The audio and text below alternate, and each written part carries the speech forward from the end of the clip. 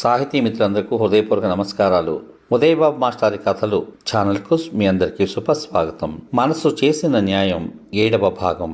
ఆ 2 నెలలు దాదాపుగా అత్తయ్య గారు రాలేదు. మావి గారు తనకు వీలు వెంబడి సెలవు దొరికినప్పుడల్లా 2 సార్లు వచ్చారు. తన కూతురు అల్లుడితో నవ్వుతూ మాట్లాడి, నాన్నగారు అమ్మతో ఎంతో చక్కగా తన ఉద్యోగంలో ఎదురయ్యే మనుషుల తత్వాల గురించి, మనస్తత్వాల గురించి చెబుతూ బోల్డ్ జోకులు వేసి నవ్వించారు.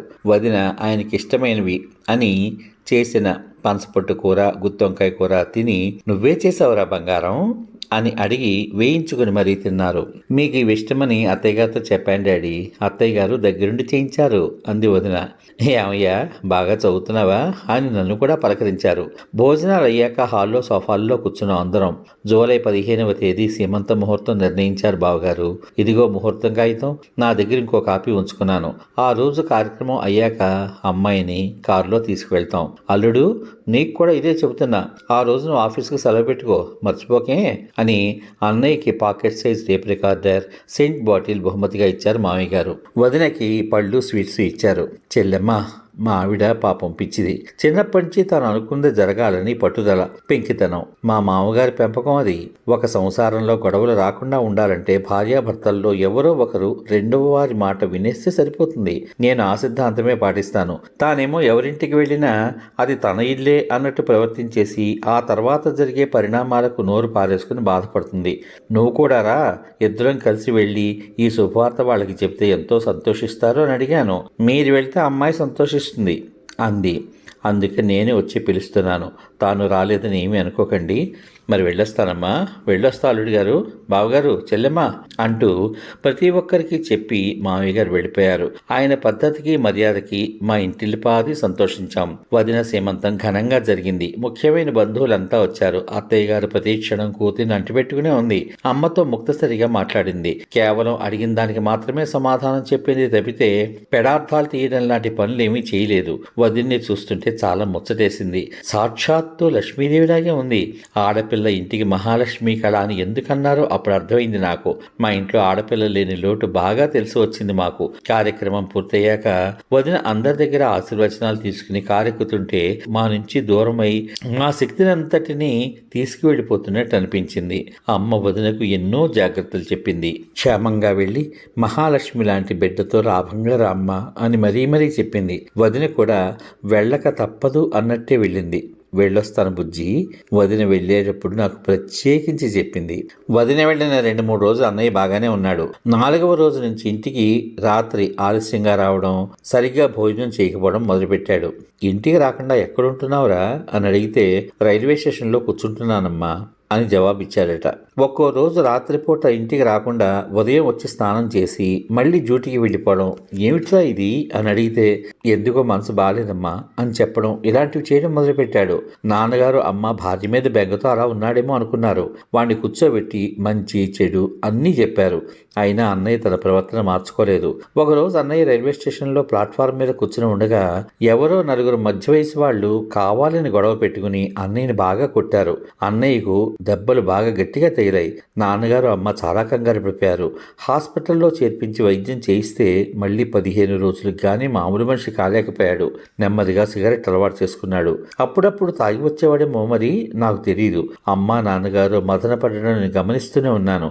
ఒకరోజు అమ్మ ఒక ఉత్తరం తీసుకువచ్చి నాకు చూపించింది. చిన్నాడా, ఈ ఉత్తరంలో అక్షరాలు నాకు సరిగ్గా కనిపించడం లేదు. అన్నయ్య బట్టలు ఉతుకుతోంటే దొరికింది, ఓసారి చదువు అంది. హాయ్ డియర్, బాగున్నావా? ఏమిటి, నేను సింగపూర్ వెళ్ళినప్పుడు విజయ్ని పెళ్లి చేసుకున్నావట. ఇప్పుడు తను గర్భవతి కూడా అట కదా. దానికి బుద్ధి లేకపోతే నీకు బుద్ధి ఉండక్కలేదా?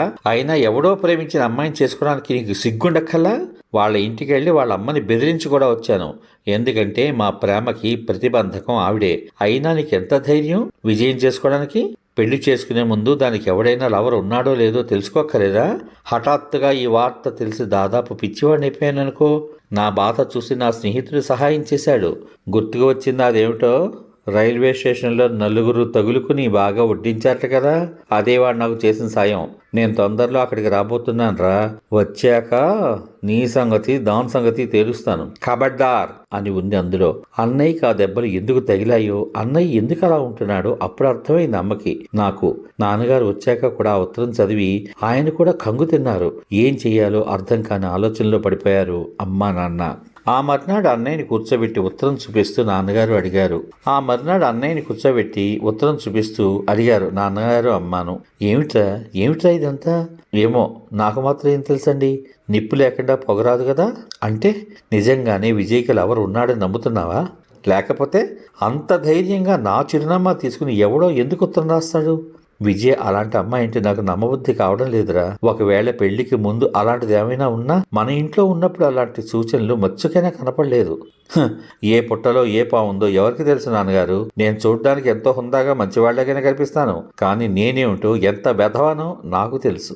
ఎప్పటికప్పుడు అప్రమత్తంగా ఉండమని చెబుతూ నన్ను మీరు బాధ్యతగానే పెంచారు. కానీ స్నేహితుల్ని నమ్ముకుని ఈవేళ నా బలహీనతల నుంచి బయటికి రాలేకపోతున్నాను. పెళ్ళయ్యాక ఏ విషయంలోనూ ఆ అమ్మాయిని బాధ పెట్టకూడదు అని చాలా జాగ్రత్తగానే ఉన్నాను. కానీ ఇప్పుడు నిగ్రహించుకోవడం నా వల్ల కావడం లేదు. పోనీ ఈ ఉత్తరం వాళ్ళ అమ్మకి వాళ్ళకి చూపించి విషయం ఏమిటో తెలుసుకుంటే, మా అత్తగారితో పడలేవు నాన్నగారండి. ఇది నేనే రాయించానని, ఏదో విధంగా నా పెళ్ళాన్ని వదిలించుకోవడానికి ఈ ఉత్తరాలు నేనే సృష్టించానని నోటికొచ్చినట్లు మాట్లాడుతుంది. పైగా ఆ పని వల్ల అందరం బాధపడడం తప్ప ఏమీ ప్రయోజనం లేదు. విజయ నా దగ్గర ఉన్నంతకాలం నిర్మలంగా ఉంది. నన్ను మనస్ఫూర్తిగా ప్రేమించిన అమ్మాయిలాగే నా దగ్గర ప్రవర్తించింది. ఆమె దృష్టిలో నిజంగా ఎవరైనా ఉంటే మనలో అంతగా కలిసిపోయేది కాదు. మరైతే ఏం చేద్దాం అనుకుంటున్నావు? అడిగింది అమ్మ. ఏమీ అనుకోవడం లేదండి. ఈ 3 నెలలు గడిచి విజయ మన ఇంటికి క్షేమంగా వచ్చేస్తే అదే చాలు. కానీ అంతవరకు సమయం కాని సమయంలో ఇంటికి వచ్చి నీ ఆరోగ్యం పాడు చేసుకుంటుంటే ఎలాగరా? అమ్మ బాధపడింది. మనిషికి అప్పుడప్పుడు మనశ్శాంతి పొందడానికి చెడలవాట్లు కూడా ఉపయోగపడతాయండి. మీరు మరోలా అనుకోకండి.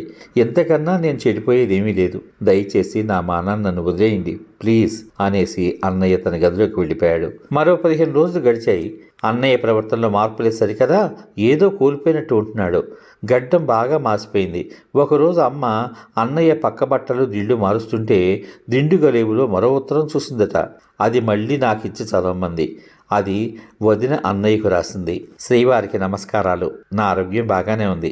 డాక్టర్ కూడా కడుపులో బేబీ బాగుందని చెప్పారు. మందులు మానకుండా వాడుతున్నాను. ఈ ఉత్తరం అమ్మకి తెలియకుండా రాస్తున్నాను. మన మధ్య అభిప్రాయ భేదాలు రాకూడదని ముందే మీకు తెలియచేస్తున్నాను. నేను ఇంటర్ చదువుతున్నప్పుడు మా రైల్వే క్వార్టర్స్లో ఒక పంజాబీ ఫ్యామిలీ ఉండేవారు. వాళ్ళ కొడుకు నన్ను ప్రేమిస్తున్నానని వెంటబడ్డాడు. ఆంబూతులా ఉండేవాడంటే అమ్మకి అసహ్యంగా ఉండేది.